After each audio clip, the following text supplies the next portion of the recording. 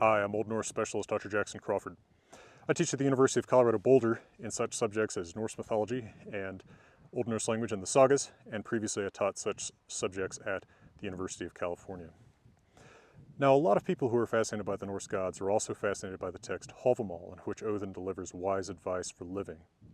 But it's notable that this text is very concrete. It uses word pictures, scenes to demonstrate what a wise man should do in his life. It does not consist of a set of commandments or abstract virtues.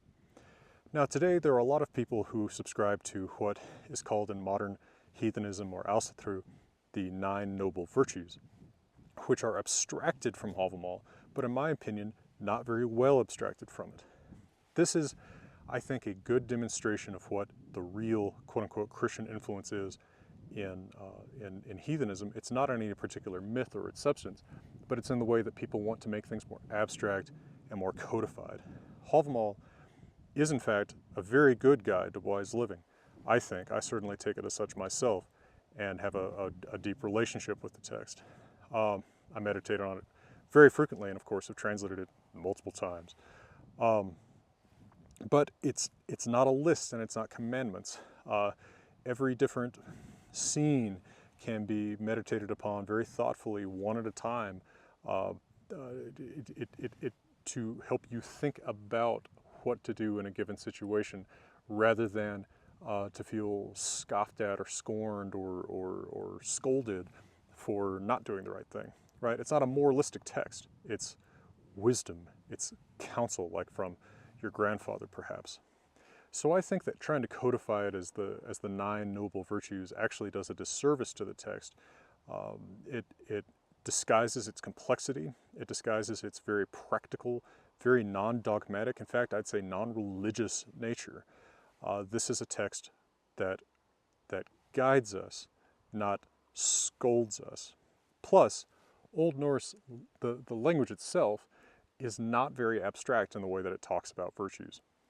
Right, if you take some abstract virtue like industriousness or self-discipline or something like that, that's actually very hard to translate into Old Norse.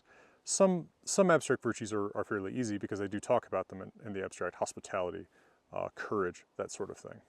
But it's really, it's not a theological culture, right? You don't have the Norse heathen equivalent of monks sitting around in a tower somewhere trying to decide what virtues the gods want them to practice. Instead, what you have is the distilled wisdom of many ages put into a form that can be delivered by a god such as Odin, who of course is a very natural deliverer of wisdom since he's so old and since he has suffered so much for wisdom, as he recounts in his account of how he sacrificed himself. So what I would encourage you to do, if Hávamál is a text that you feel is a guide to living, or simply a text that you find fascinating for many other reasons, is to examine what it says itself and not to rely on the secondary sources, the websites, and especially these gurus that try to preach one particular way of living or another. Take a look at Hávamál. If you can in Old Norse, take a look at it as translated by a scholar rather than by a guru. I have, of course, translated the Poetic Edda, so you can see my translation of Hávamál there, but I've also got a series of videos in which I walk you through, stanza by stanza, what the Old Norse text really says. Not just in my polished translation, but what word by word you can read out of the text. And in September 2019, my book, The Wanderer's Hávamál, will also provide a commentary as well as a fully edited, digested.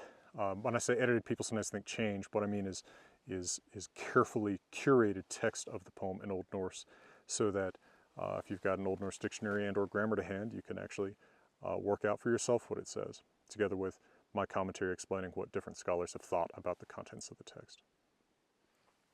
So think about it for yourself, take a look at Hávamál, and from beautiful Colorado, as usual, I'm wishing you all the best.